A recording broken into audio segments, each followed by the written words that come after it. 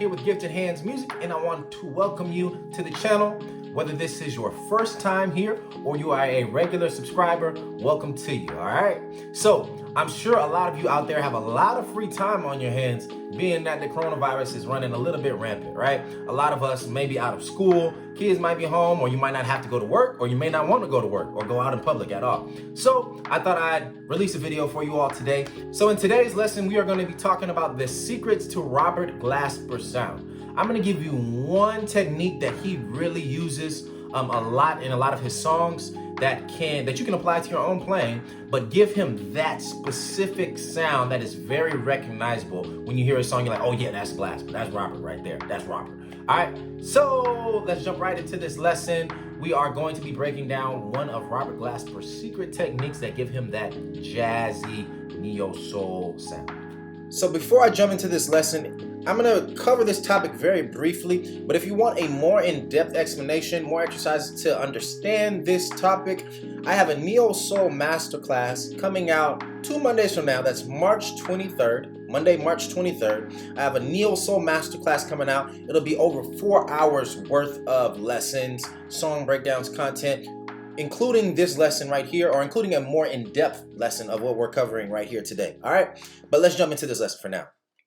So, Robert Glasper secrets. The concept we're talking about today is going to be called a pedal point or a pedal tone. All right, and in this jazz / neo soul context, the pedal point is going to be one note, or like an octave of notes in this case, one note that you can play in the upper register or the lower register, but today we're talking about it in the upper register. This is going to be the very top note that you play. And it acts as a glue to mold all of these chords together that really don't belong together. All right. And it acts as an anchor to keep your chord progressions together. Like I said, to keep all these random chords that aren't supposed to fit, it makes them fit anyway. All right. So let me give you an example. You just heard the playthrough, right? And I was using A flat as a pedal point. So I did something like this in a playthrough.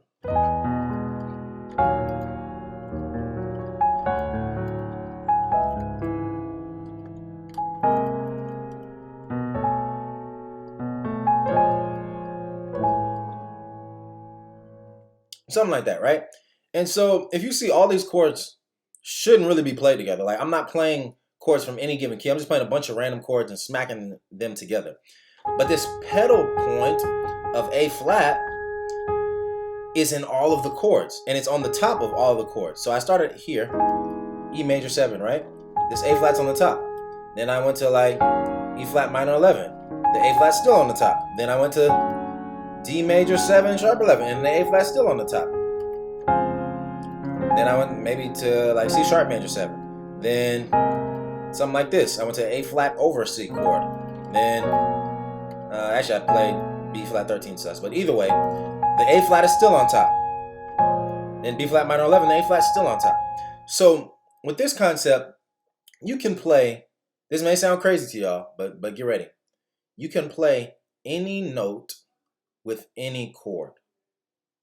Any note can go with any chord on the piano. What do I mean? say I have A flat as a pedal point, right? With that as a pedal point, I can play an F sharp chord with the A flat in it. I can play a G chord with an A flat in it. I can play a A flat chord with an A flat in it. I can play an A chord. How can you do that, Elijah? So if I play a F sharp minor 9, A flat is the 9. All right. If I play G7 flat 9, A flat is the flat 9. If I play A flat minor 7, A flat is the 1. If I play A major 7, A flat is the major 7. If I play B flat minor 7, A flat is the 7th. If I play B major 7, A flat is the 13th.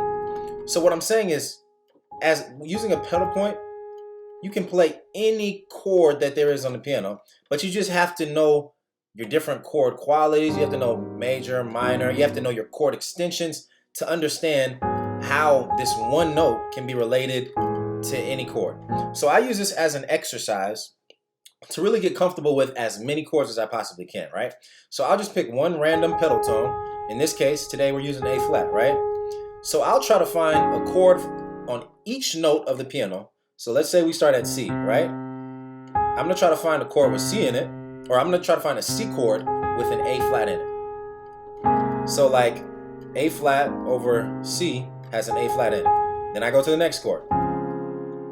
C sharp, major 7, has an A flat in it.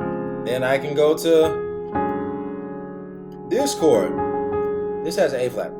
This is a D chord. Then I go to an E flat chord with an A flat in it. Then I go to an E chord with the A flat still in it. And then how about this? The A flat is still in there. The A flat is a sharp 9, and I'm on an F chord. And then F sharp. And then you find a G chord with the A in it.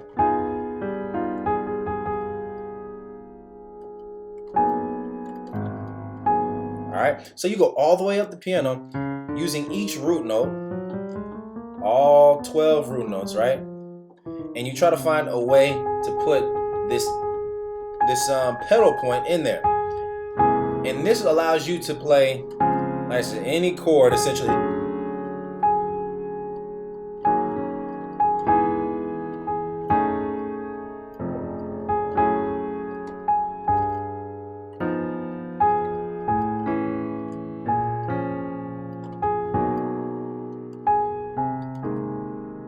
That means you can play any chord with any note, like with a pedal point, all right? So that's the first way like Robert Glasper uses this to take songs or to take chord progressions and make them sound so jazzy and out, is that you're not constricted to one key. Like when I'm playing these progressions, I'm not even playing in a key. I'm just playing chords at this point. I'm just playing chords. Like I'm throwing keys out the window. It's called playing modally, all right? So you have that. And then let me show you, though, a little bit of maybe a simpler, more straightforward way to use this concept. So let's say I'm in the key of C major, right? If I'm in the key of C major and I want to understand how to use this pedal point, we're going to switch now. The pedal point is going to be G. Let's say I have a chord progression of 6, 5, 4, 1. 6, 5, 4, 1. That's my chord progression, right? Let's say I want to do something different. Or let's say I just want a passing chord to take me from the 6 to the 5. All right? So what I can do is you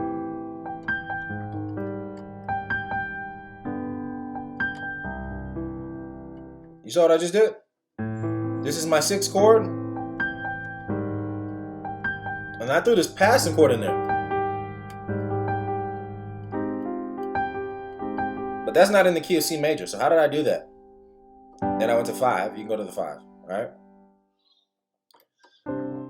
How can I throw this passing chord in there when this don't even belong to the key of C major? It's because I used the pedal point.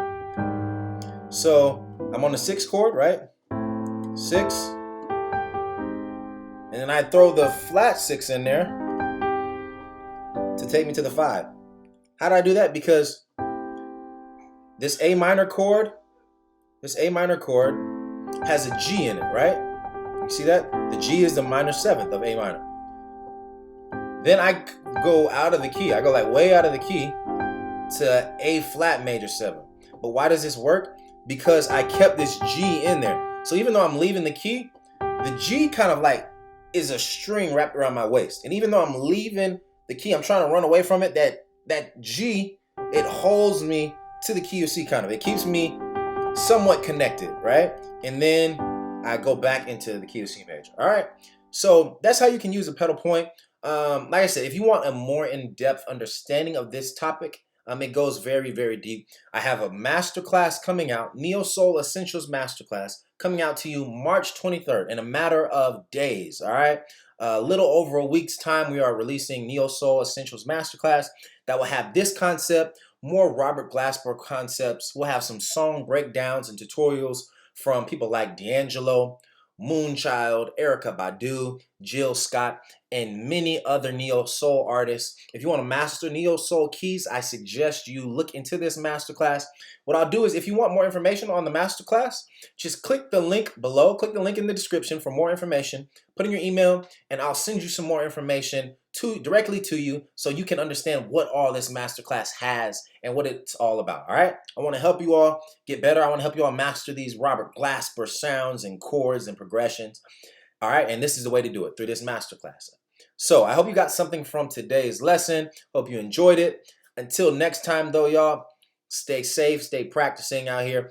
Cover your mouth, wash your hands, all of that stuff. Stay safe from this coronavirus, and use this free time that y'all have. If you're not in school, if you don't have to go to work, hey, spend all the time you can on your craft, on the piano, learning and growing as a musician. All right. Until next time, though, I will see y'all. Stay blessed.